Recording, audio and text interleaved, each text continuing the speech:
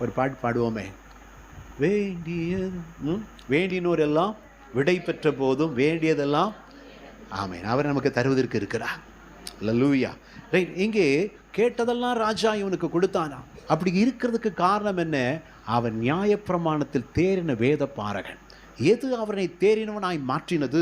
அதை தான் நம்ம பார்க்கணும். 10ஆம் வசனம் வாசிங்க. கர்த்தருடைய வேதத்தை ஆராயவும் அதன்படி செய்யவும் இஸ்ரவேலிலே கட்டளைகளையும் நீதி நியாயங்களையும் உபதேசிக்கவும் எஸ்ரா தன் இருதயத்தை பக்குவப்படுத்தியிருந்தான். போதும், நல்லா கவனிங்க. இருதயத்தை பக்குவப்படுத்தியிருந்தா எதுக்கு தெரியுமா? 3 காரியம். ஆராய்வதற்கு, சொல்லுங்கள், அதன்படி நடப்பதற்கு, உபதேசிப்பதற்கு. இவனை தேறினவனாய் மாற்றினது இந்த 3 காரியம். இதுதான் அவன் மேலே கர்த்தருடைய கரம் வருவதற்கு காரணம். ஆமென் சொல்லுங்க. தேவ வார்த்தைக்கு நீங்கள் எந்த அளவு முக்கியத்துவம் கொடுக்குறையோ அந்த அளவுக்கு கர்த்தருடைய கரம் உன் மேலே வரும். என்ன சொன்னேன்? தேவனுடைய வார்த்தைக்கு எந்த அளவுக்கு நம்ம முக்கியத்துவம் கொடுக்குறோமோ அந்த அளவுக்கு தேவ கரம் மேலே என்ன செய்யும்? வரும். பாருங்க, முதல் காரியம், அவன் ஆராய்ச்சி செய்கிறான். வாசிக்கிறது ஒரு பகுதி, தியானிக்கிறது ஒரு பகுதி, ஆராய்ச்சி செய்கிறது 3வது ஒரு பகுதி. நம்மெல்லாம் எந்த ஸ்டேஜில் இருப்போம்? ஃபஸ்ட்லையா, செகண்ட்லையா, தேர்ட்லையா? ஹலோ, வாசிக்கிறது ஃபஸ்ட்டு, தியானிக்கிறது செகண்டு, ஆராய்கிறது தேர்டு. நம்மளாம் பொதுவாக எதில் இருப்போம் சொல்லுங்கள்? சிலர் செகண்ட் வரைக்கும், செகண்ட் கியர் மட்டும் போடுவோம், டாப் கியர் போட முடியாது. சிலர் ஃபஸ்ட்டு கியர்லேயே வண்டி ஓடிட்டுருக்குறோம். ஃபஸ்ட்டு கியர்லேயே வண்டி ஓட்டினா சீக்கிரத்தில் வண்டி சீஸ் ஆயிரும். கவனிக்கிறீங்களா? ஸ்தோத்திரம். வாசிக்கணும், அடுத்த நிலை தியானிக்கணும், அதுக்கு அடுத்த நிலை என்ன செய்யணும்? ஆராய்ச்சி செய்ய வேண்டும். வேதத்தை சொல்லப்பட்டிருக்கல பாஸ்டர், வாசிக்கிறவர்களே பாக்கியவான்கள், அதுவே போதும். அப்படியா? வாசித்தா மட்டும் போதா, அது கை கொள்ளனா நரகத்துக்கு போயிடுவோம். கை கொள்ளனா எங்கே போயிடுவோம்? நரகத்துக்கு போயிடுவோம். அப்போ பாருங்கள், ஸ்தோத்திரம். என்ன சொல்லுகிறேன்? இவன் ஆராய்ச்சி செய்யக்கூடியவன். ஒரு வசனத்தை எடுக்கிறோமா, கர்த்தர் நம்மோடு கூட என்ன பேசுகிறார், சில வசனம் நமக்கு ஹைலைட் ஆகும். நீங்கள் ஒரு வேத பகுதி வாசிக்க சமயம் சில காரியங்கள் நம்மை தொடுதா இல்லையா? தொடுகிறதான குணாதிசயங்கள், தொடுகிறதான சில கேரக்டர், தொடுகிறதான சில வார்த்தைகள், அந்த வசனத்தை பிடித்து கொண்டு அகெயின் அண்ட் அகெயின். இந்த மாடு பார்த்தீங்கன்னா அப்படியே வேகமாக புல்லுமே, அதுக்கப்புறம் ஒரு ஒரு ஒரு ஓரமாக உட்காந்துட்டு என்ன செய்யும்? அப்படியே அசை போட்டுட்ருக்கோம். சரிங்களா? சாப்பிட்டதெல்லாம் அசை போடுவோம். அதுதான் தியானிக்கிறது.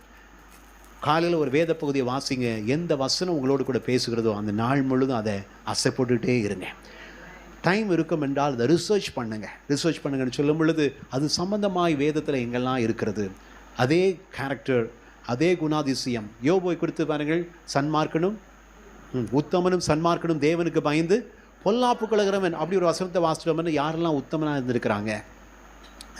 கபடற்ற உத்தம இஸ்ரவேலன் யாரு? நாத்தான்வேல். சரிங்களா? உத்தம குமாரன் யாரு? தீமோத்தேயு. இப்படி உத்தமும் உண்மையும் உள்ள ஊழியக்காரனே, இப்படியே நம்ம ஒரு ரிசர்ச். சரிங்களா? அப்படி யாரெல்லாம் தொடர்புடையதாக இருக்கிறாங்க, எந்தெந்த கேரக்டர்ஸ் எங்கே வருது? கர்த்தர் நம்மை இந்த 3வது நிலைக்குள்ளே கொண்டு வருவாராக. அப்போ தேவக்காரன் நமக்கு நன்மைக்கு எதுவாக இருக்கிறத நம்ம பார்ப்போம். ஏன் சில நேரத்தில் பார்க்க முடியலன்னா நம்ம ஃபஸ்ட் கியர்லேயே போயிட்டுருக்குறோம், முதல் நிலையிலேயே என்ன செய்கிறோம்? இருக்கிறோம். அடுத்தடுத்த நிலைகளை எத்தனை பேர் வர விரும்புகிறீங்க? தியானிக்கிறதுக்கு எத்தனை பேர் விரும்புகிறீங்க? எத்தனை பேர் ஆராய்ச்சி செய்ய விரும்புகிறீங்க? அப்படி வாங்க. ஸ்தோத்திரம். அதன்படி செய்யவும். பாருங்கள், அதன்படி செய்கிறது ரொம்ப முக்கியம்.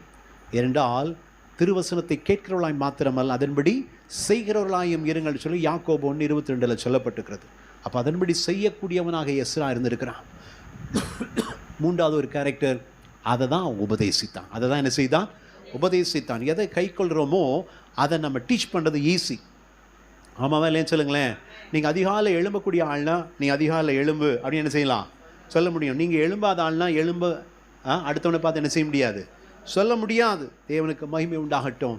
இவன் அந்த நிலையில் இருந்ததுனால, அதற்கு தன்னுடைய இருதயத்தை பக்குவப்படுத்தி இருந்ததுனால தேவக்கரம் இவனுக்கு நன்மைக்கு எதுவாக இருந்தது. ராஜா கேட்டதெல்லாம் கொடுத்தா. இதை செஞ்சு பாருங்க, நாம் ஆராதிக்கிற ராஜா கேட்டதெல்லாம் உங்களுக்கு கொடுப்பார். அல்லேலூயான்னு சொல்லுங்கள்.